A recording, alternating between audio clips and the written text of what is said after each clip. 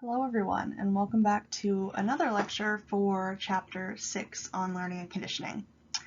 So this time around I have checked to make sure that my microphone is recording in the way it was intended, so hopefully we won't have the same issues as in the first module. And so this one may be a little shorter, it's a couple less slides, but also a lot of it will be kind of repetitive in terms of we're discussing operant conditioning, but we'll be discussing a lot of the same kind of concepts, just how they relate to this type of conditioning instead of classical. So we'll get started. So this module is on operant conditioning, which is learning through consequences. So whereas when we talked about classical conditioning, it mostly focused on associations that were being learned, in this one we'll see that the main mechanism of learning is actually the consequence of the actions performed. So operant or instrumental conditioning is a second type of conditioning studied by behaviorists. It focuses on the process by which a response becomes more or less likely to occur depending on its consequences. So in this way it states that basically your behavior is influenced by the potential consequence of that behavior. So the concept of contingency is very important to this type of conditioning, and that means that a consequence depends upon an action. So you're not going to be reinforced or you're not going to be punished unless you perform that particular action. So whereas, as I just mentioned, the main focus of classical conditioning is an association between two stimuli, the main focus of operant conditioning is on an association between a stimulus and a consequence. So the stimulus in this case is what comes after the response.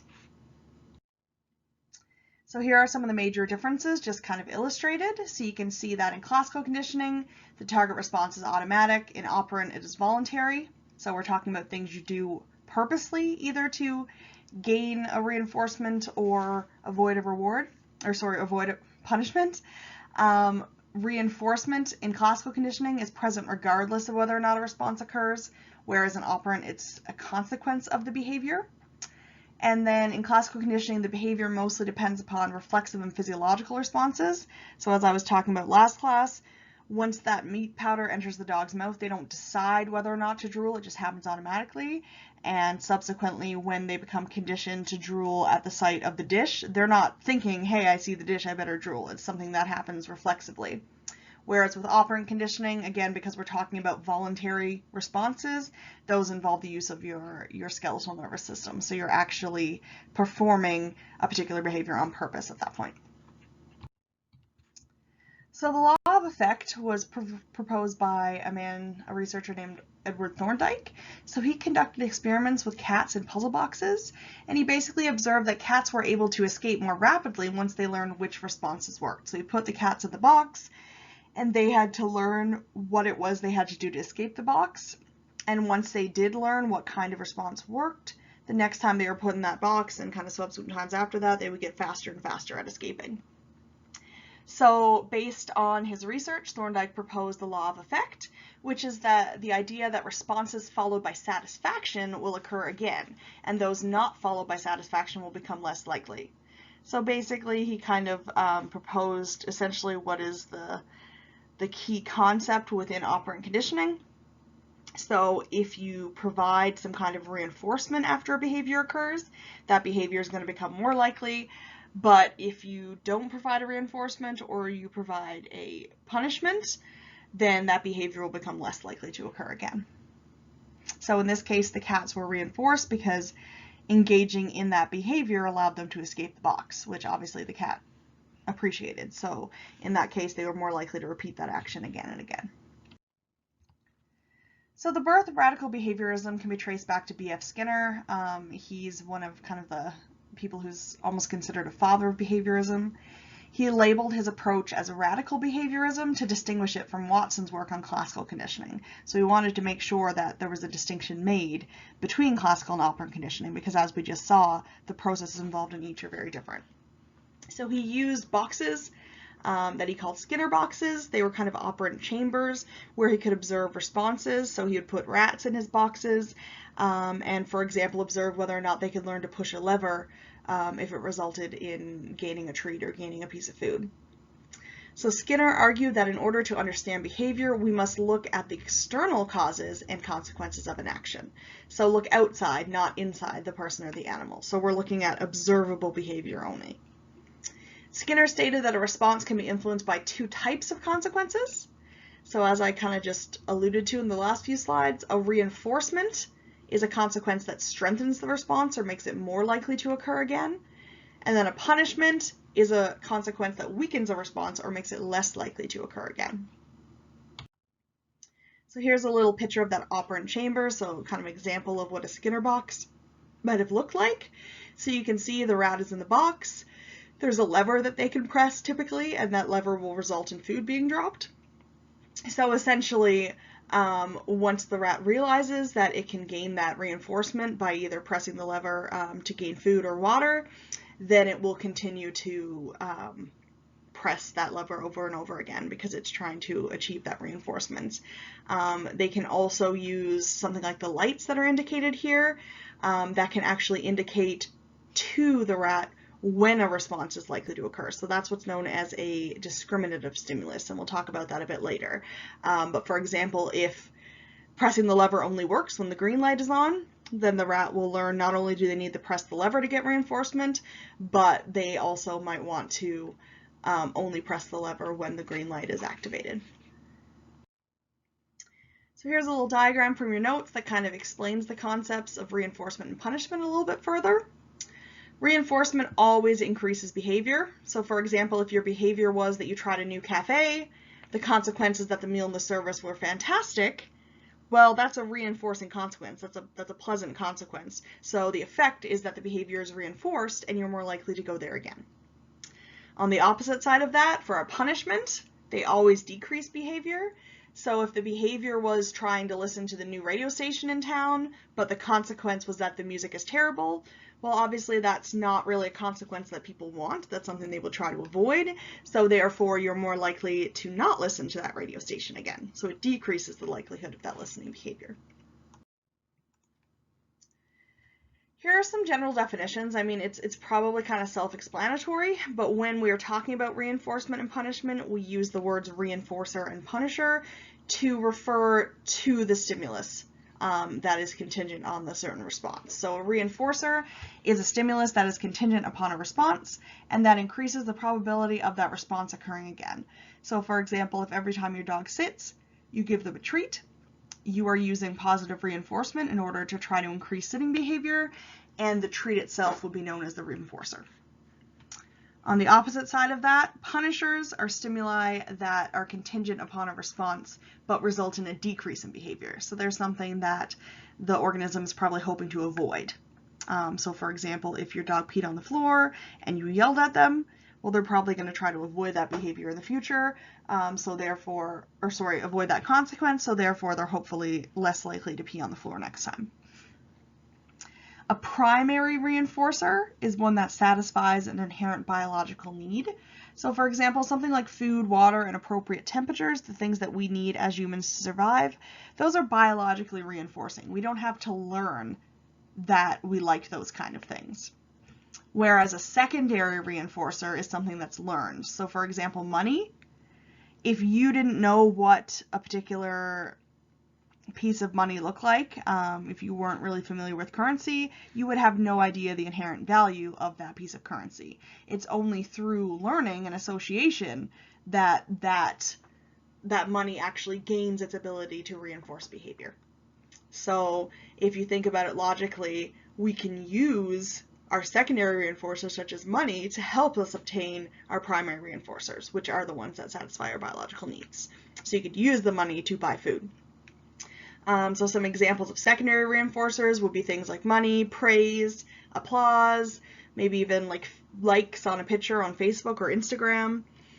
And then again, related to that, a primary punisher is something that's inherently punishing. So it's something that you don't need to learn is bad, things like pain or extreme temperatures.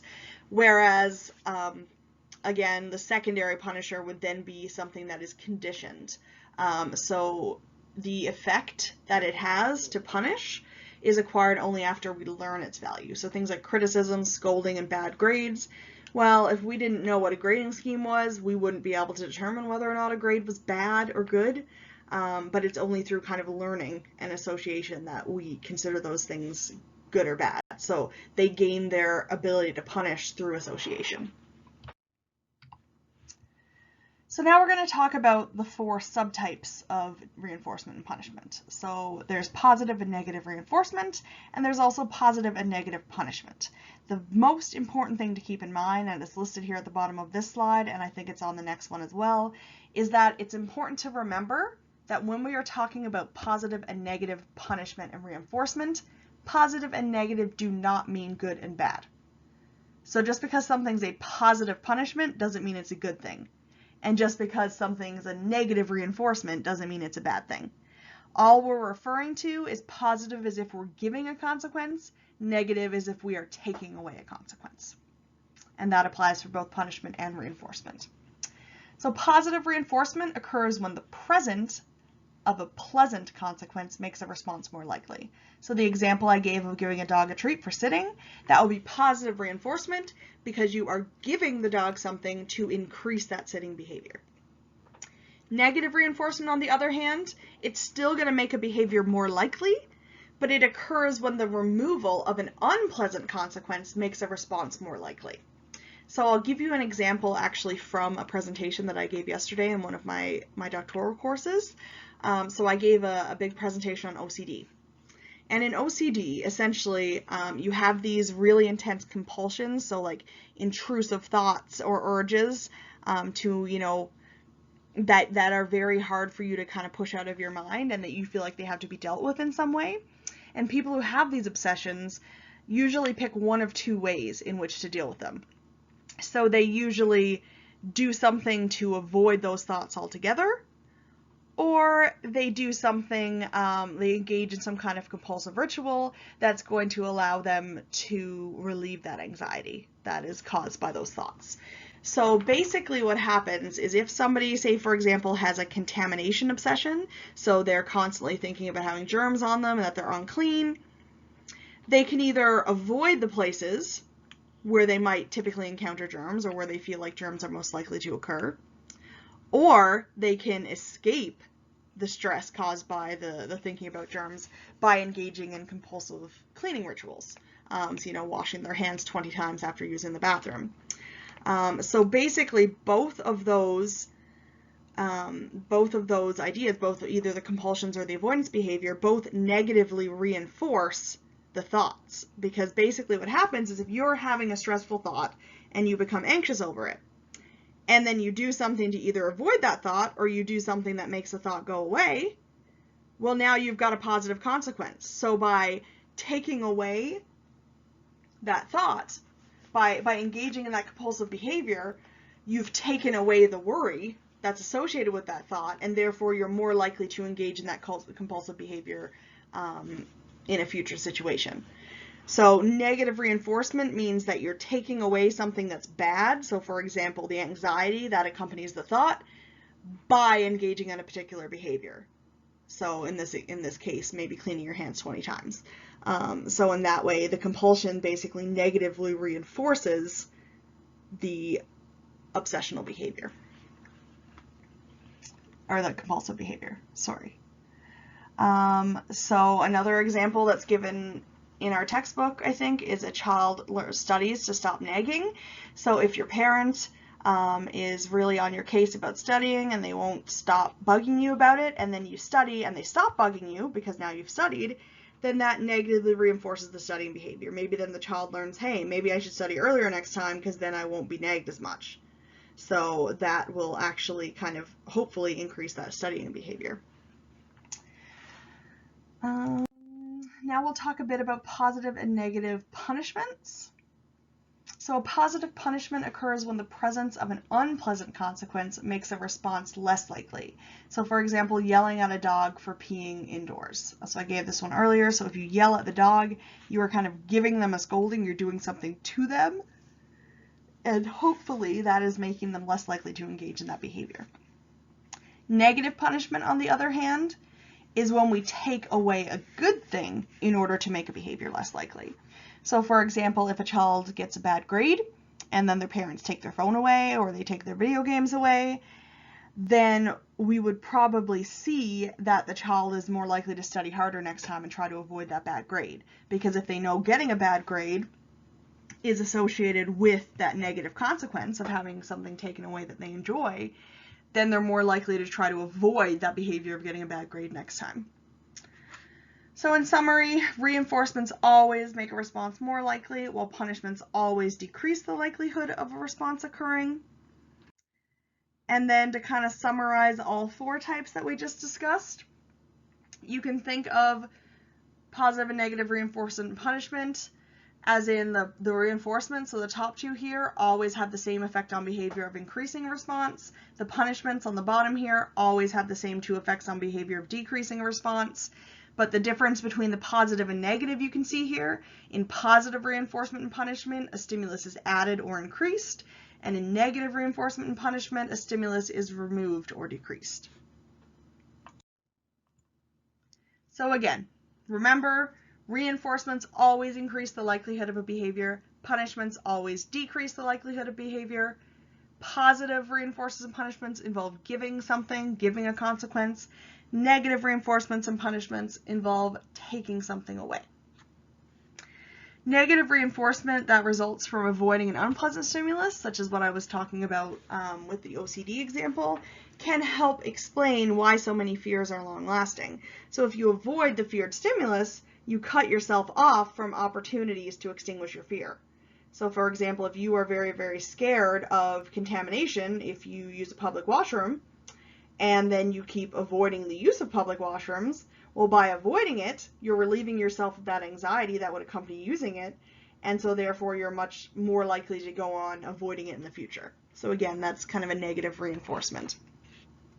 Or the other example with OCD would be, you know, if you go but then you engage in your 20-minute hand washing ritual, well, that ritual is going to then have decreased your anxiety over contamination, and so you're more likely to perform that compulsive ritual of hand washing again in the future. So it can be very hard to treat disorders like that because it's very hard to convince people to expose themselves to the situations that they fear, especially without engaging in kind of a compulsive behavior or compensatory behavior. So now we'll talk briefly about shaping. So basic operant conditioning alone cannot explain drastic changes in behavior. Obviously, it's pretty straightforward to get a dog to, sit. If you push down on their bum, while, and then you give them the treat, they pretty quickly learn that that's what you're expecting of them.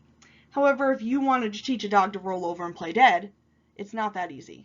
A lot of the times, reinforcement is kind of used when you kind of wait around until the organism does what you want them to do, and then you reinforce that response. But there's a lot of complex behavior that's not likely to ever occur spontaneously, even if you waited around for hours and hours. So the example that our old textbook used, and that I still use in class because it's kind of a vivid example and kind of funny, is teaching a cow how to milk itself. So essentially, if you wanted to teach a cow how to use a self-milking machine, do you think if you left them alone in the room with the machine that they would ever just on their own spontaneously get up and walk over to the machine and start milking themselves? It is very unlikely that they would do that, no matter how long you kind of left them alone in the room. So instead, we would use something called shaping. So basically, we are reinforcing tendencies in the right direction, which are also known as successive approximations of a desired operant response. So basically what we do is we order a bunch of behaviors that kind of increase in similarity to what we're trying to get the organism to do overall, like the overall complex behavior. And then we reinforce each step in the right direction towards that target behavior. So in this case, maybe the cow is in the room, and when they walk up and kind of go within a couple feet of the platform, you give them some kind of treat. And so then they continue walking around the room for a while, and they come back kind of within that same range of the platform, and again, you give them a treat. And so over time, hopefully by reinforcing them when they're in that kind of particular area, they'll learn that there's something about that area of the room that seems important. So they'll increase the time that they're spending in that area. And so next, maybe your next kind of step or successive approximation was for them to touch the platform. And so when they come into contact with the platform, you reinforce that by giving them some kind of reward.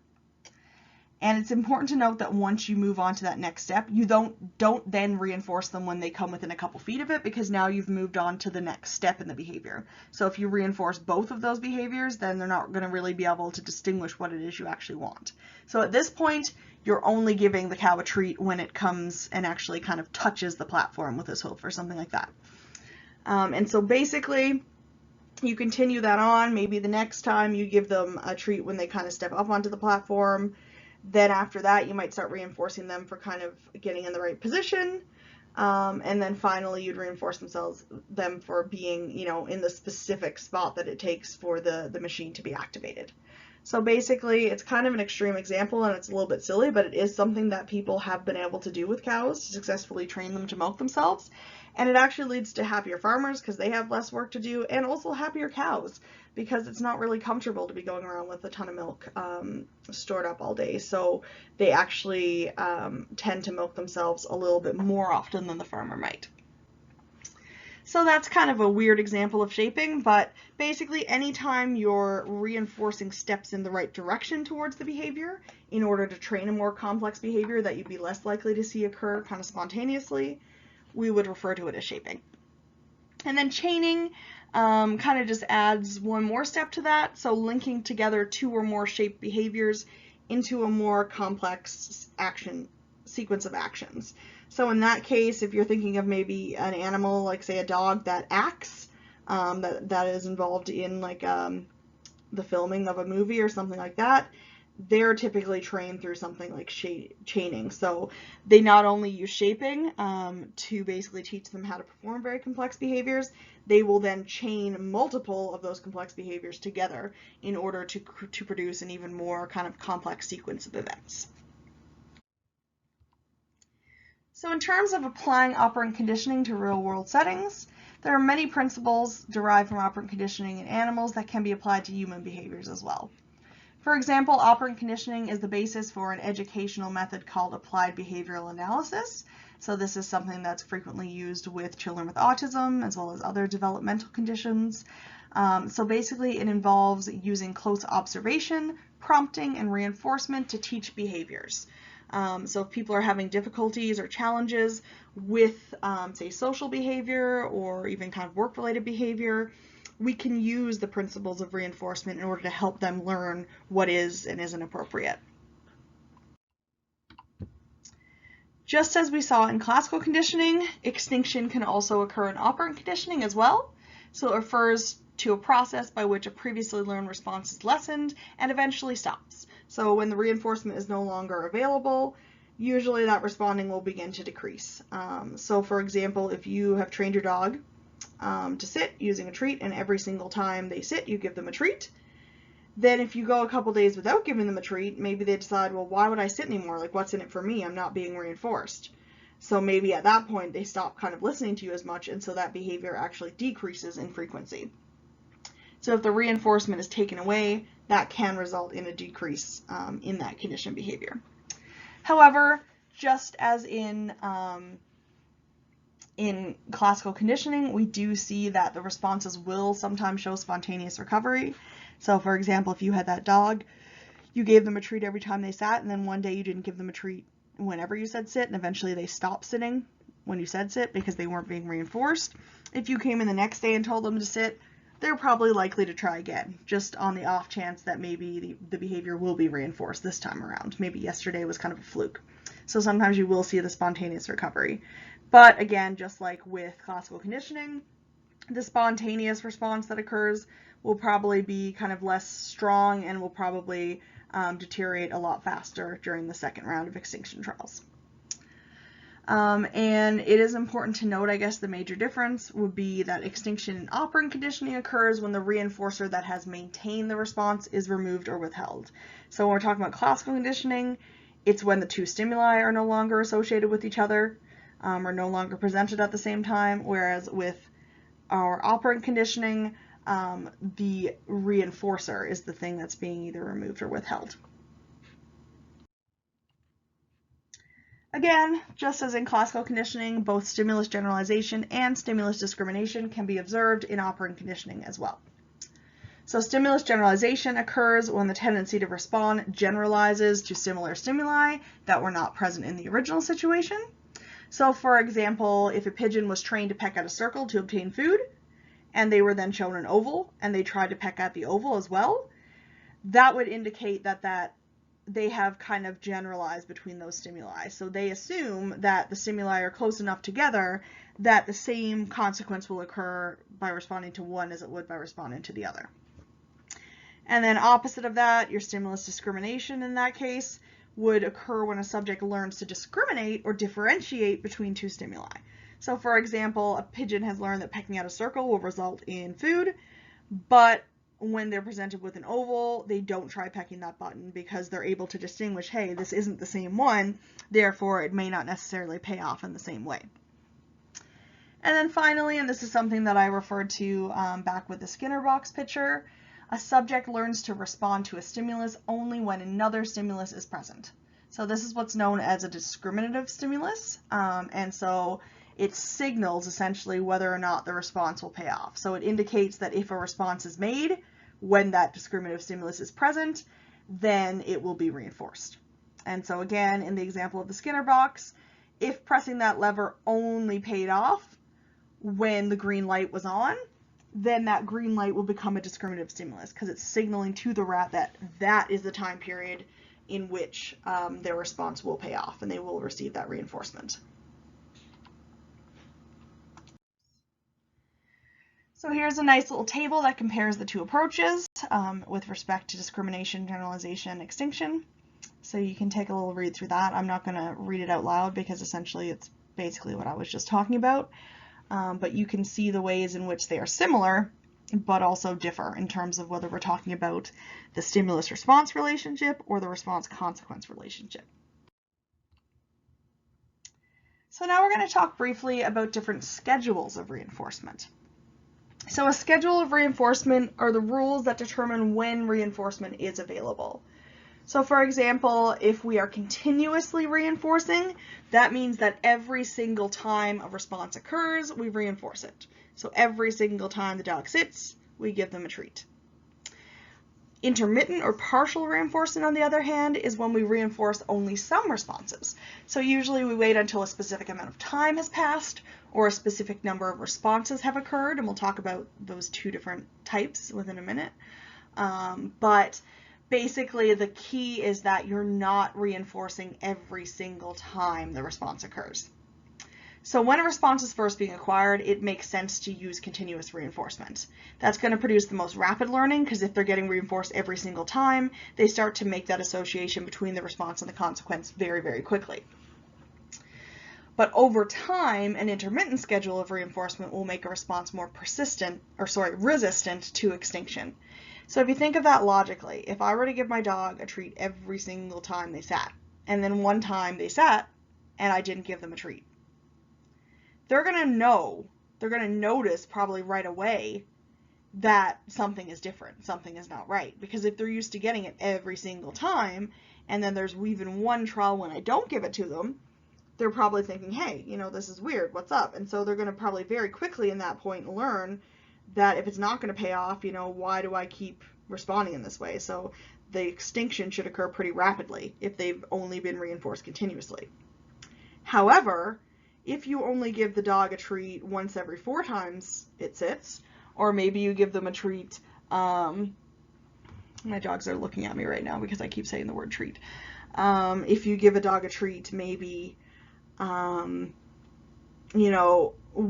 time you give it after 4 times that they sit, the next time you give it after 3 times they sit, then you give it after 5 times they sit. When you start to stop reinforcing, when you start, you kind of stop that reinforcement schedule, it takes a lot longer for the animal to notice that you have stopped. Because especially if it's variable, so sometimes they get it after 3, sometimes they get it after 4, sometimes it's 2, then they're going to spend a lot longer persisting in that behavior in the hope that maybe it's just kind of a particularly long stretch where they're not being reinforced.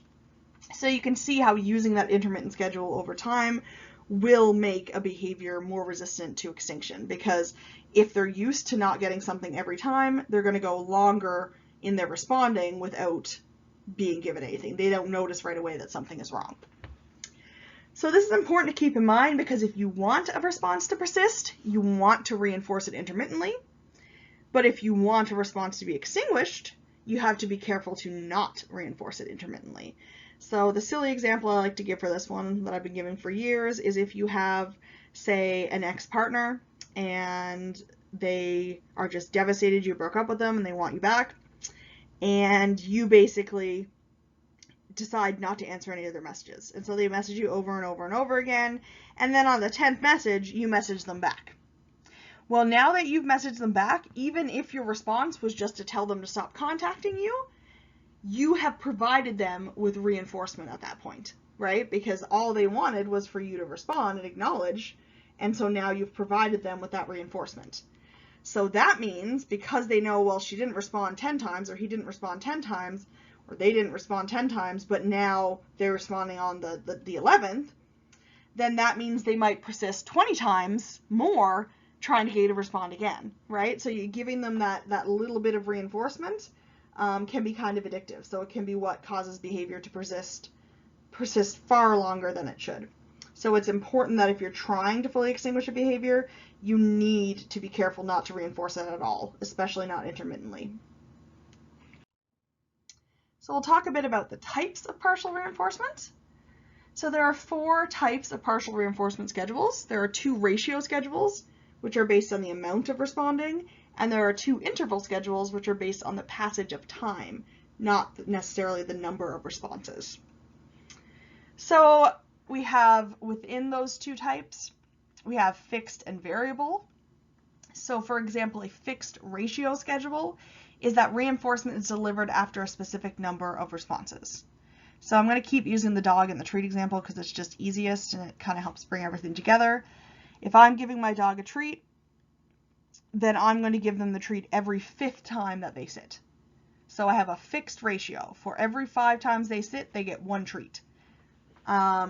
Or if I wanted to make it even a little more resistant to extinction, I could use what's known as a variable ratio schedule of reinforcement. So in this case, it still operates on an average. So maybe you're giving the dog a treat on average once every 5 times, but the actual amount of responses in between reinforcement varies. So for example, maybe one time you give them a treat after 2 times they've sit.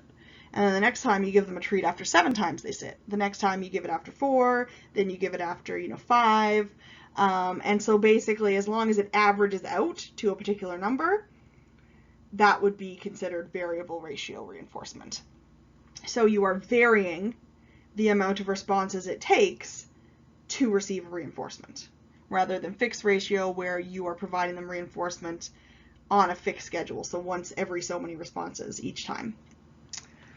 Then the fixed interval and variable interval. The fixed and variable refer to the same thing in this case, but the interval is referring to amount of time, not amount of responding. So fixed interval would reinforce the first response occurring after a set amount of time.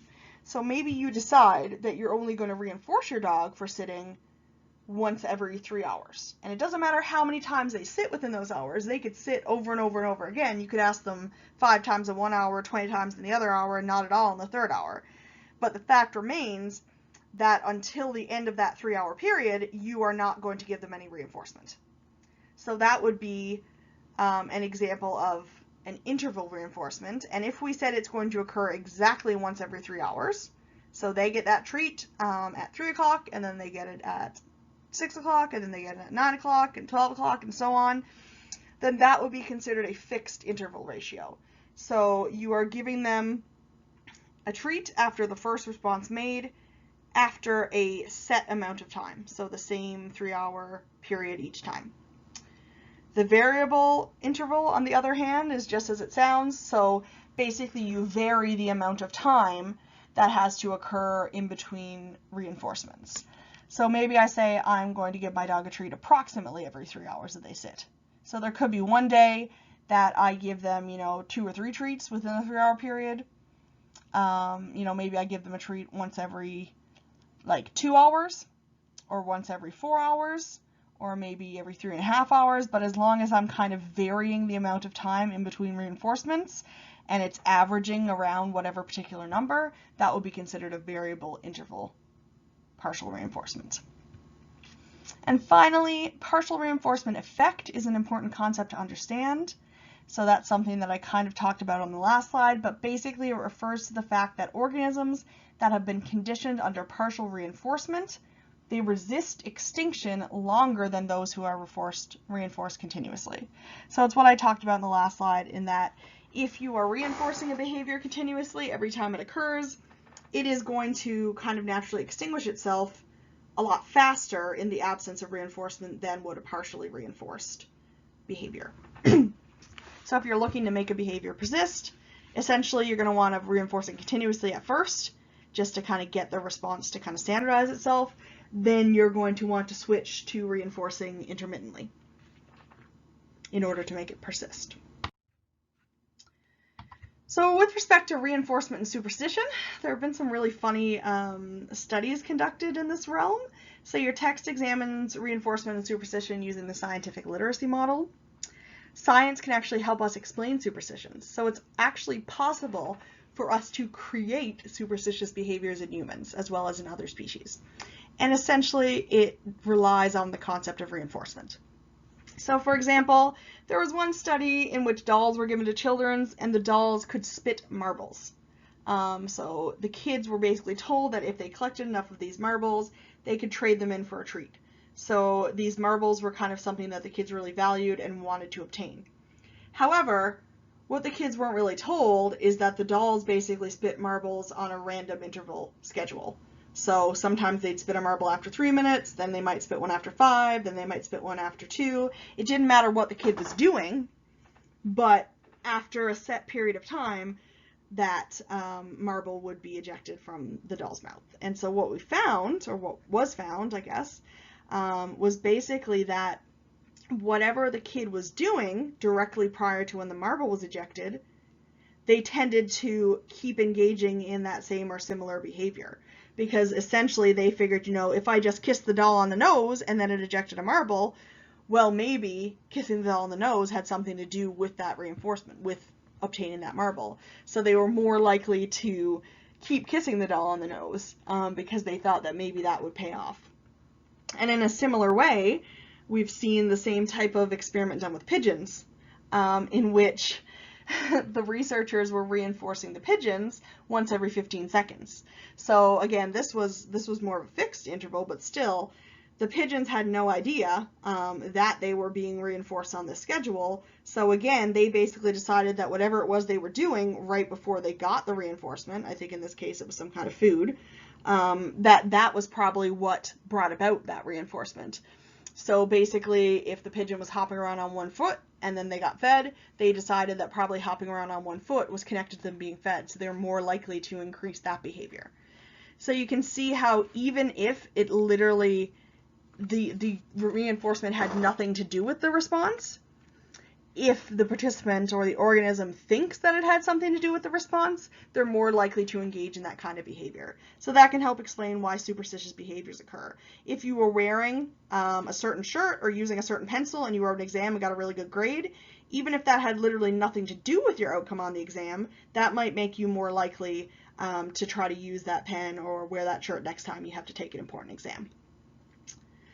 Superstitious behaviors have also been found to have an effect on performance outcomes. So in the case in which there is some level of skill involved, it's not just kind of a game of chance or something like that, we have actually seen that engaging in superstitious behaviors can actually help improve performance. So for example, college students who were told that they had a lucky golf ball actually perform better than college students who were not given any kind of praise about their golf ball. And so this might have to do with the fact that in that case, something like playing golf, there is a great deal of skill involved, and so there is some kind of amount of control that the participant actually does have over the outcome of the situation. So by giving them that lucky golf ball, it made them feel like they were going to be more lucky, and therefore they were actually more likely to perform better than usual. Maybe it decreased their nervousness or what have you, but some mechanism basically made them actually perform better than they usually would.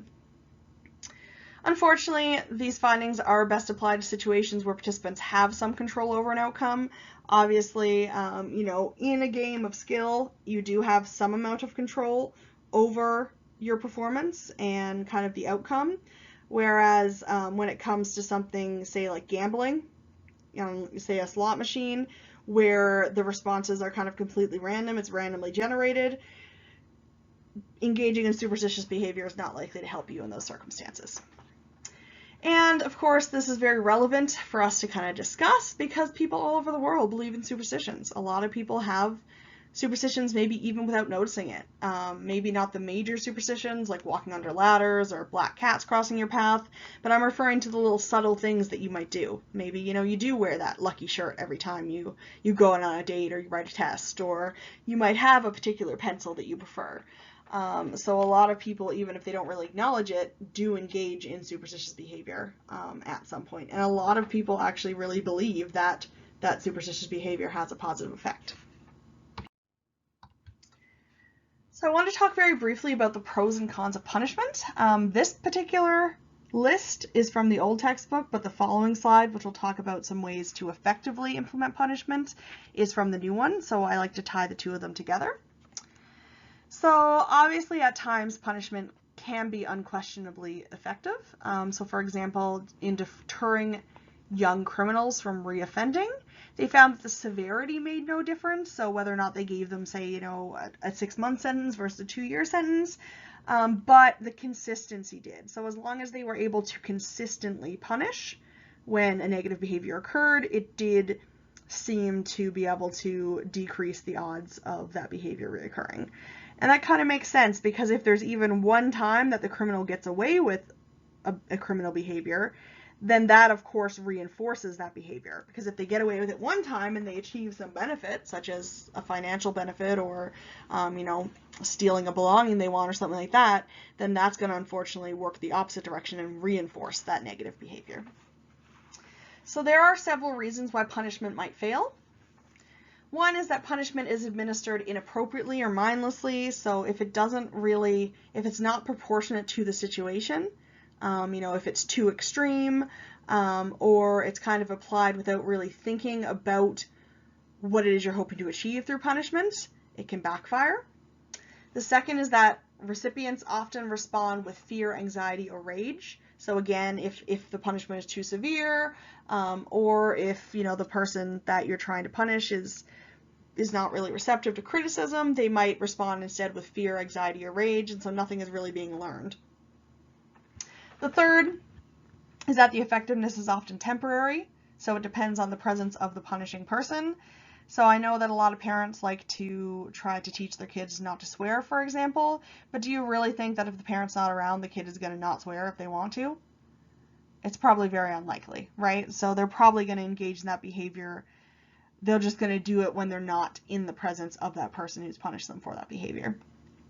The fourth is that most misbehavior is hard to punish immediately. So if we take kind of an example from the animal kingdom, if you have a pet dog and you come home and they've peed on the floor in the house, if that pee has been there for 2 hours, do you think that punishing that dog is going to have any impact? They're not even going to realize what you're punishing them for, right? So a lot of the time it is hard to punish misbehavior immediately. And if there's too much of a delay between the behavior and the punishment, then the recipient doesn't really form that association. The fifth is that punishment conveys little information. So punishment tells you what not to do, but it very rarely tells you what is an appropriate alternative, so what we should be doing. And then 6, an act of punishment may actually reinforce behavior. And this is one that a lot of people don't really think of. But for example, if you have a child and they're throwing a temper tantrum, and you decide that you are going to punish them by even yelling at them or getting mad at them, that can actually reinforce that behavior because maybe the reason for the meltdown or the tantrum was because they felt like you weren't paying enough attention to them. So even something like providing attention, even if it is negative attention, can inadvertently reinforce the behavior that you're trying to punish. So now that we've talked about some of the issues, I feel like it's a better time to kind of go into some of the ways in which we can make our punishment more effective, and you'll see how they apply to some of those issues we just discussed. So in terms of severity, it should be proportional to the offense. A small fine, for example, might be suitable for parking illegally or littering, but inappropriate for someone who commits assault. So there should be differences in the severity of the punishment depending on what the behavior was that occurred. The initial punishment level is basically something that we need to consider. It needs to be sufficiently strong enough to reduce the likelihood of the offense occurring again. So if somebody, stole $1,000 and you say, okay, well, I'm fining you $10 and making you write an essay on what you did. Does that seem like it's going to be, a severe enough punishment that they're not going to try to do that again? Because the reward of actually gaining $1,000 probably far outweighs the consequence of paying a $10 fine and writing an essay. You'd be more likely probably to risk it again, rather than if you sold $1,000 and they gave you, 30 days in jail or something like that. And these might not be, legitimate punishments at all. I'm just kind of making things up as I go. The third principle to consider is contiguity, so that the punishment is most effective when it occurs immediately after the behavior. But unfortunately, as we mentioned before, that's often not able to be accomplished. But it definitely is something that would help increase the effectiveness of punishment. Consistency. So again, and I mentioned this on the last slide, punishment should be administered consistently. So a parent who only occasionally punishes a teenager for breaking her curfew will probably have less success in curbing the behavior, because if she's reinforced the other times she goes out and breaks her curfew and has fun, and then you're only punishing every now and then, well, that's not really likely that it's going to make that behavior stop. And then finally, we should show alternatives. And again, this is related back to the fact that punishment often doesn't convey information about what's expected, but it should. So if you are punishing, especially in the case of a child, and they've done something wrong, you should not only provide them information about what they did wrong, but also about information concerning what they should have done, or what would have been a more appropriate response. And finally, this is another slide that I kind of kept in from the old textbook because I think it's a really interesting thing to consider. So just as complications can arise when punishment is used, so too can problems occur when attempting to reward appropriate and desirable behaviors. So sometimes, unfortunately, and this seems to be things that are kind of increasing in recent years, rewards are given to those that do not deserve them.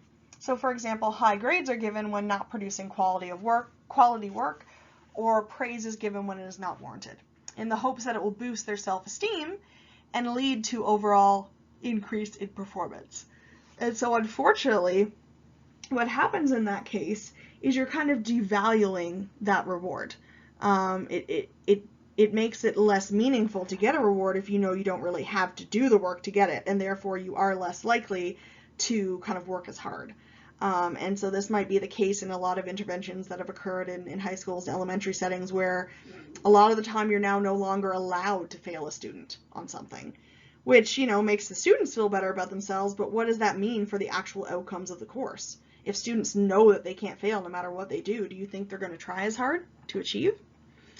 And also, additionally, we have noted that this approach is misguided in that high self-esteem does not improve academic performance. So even making themselves feel better about themselves is not going to necessarily increase that performance. We've seen that honest appreciation and constructive feedback do. So as a result of the misuse of rewards in the school system, we've unfortunately seen grade inflation across all levels of education. And now it has come to the point when students actually expect high grades just for showing up. But would you want your doctor or your lawyer to have just shown up for class? So that's something that you really need to consider. And it's hard. Obviously, everyone wants to do well and they want to obtain good grades and, do the best they can. But if we just reward people for showing up rather than for doing quality work, you have to think of the implications that will have on the type of people we're then sending out into the workforce with these skills. Do they actually have the skills they need, or were they just rewarded because their instructors were afraid to disappoint them? So I'm going to stop there. Sorry, I know I got a little carried away with this slideshow. I love talking about conditioning. I think it's really interesting. So this will be the end of the lecture for Friday, October 9th. And then I'm going to go ahead and record the next lecture. Right now, it will literally be maybe 10 minutes. I think there's only about 5 or 6 slides. So I promise the next one will be a lot shorter. But for now, I will let you go. This is the end of Module 2. And I will talk to you again shortly in the next video.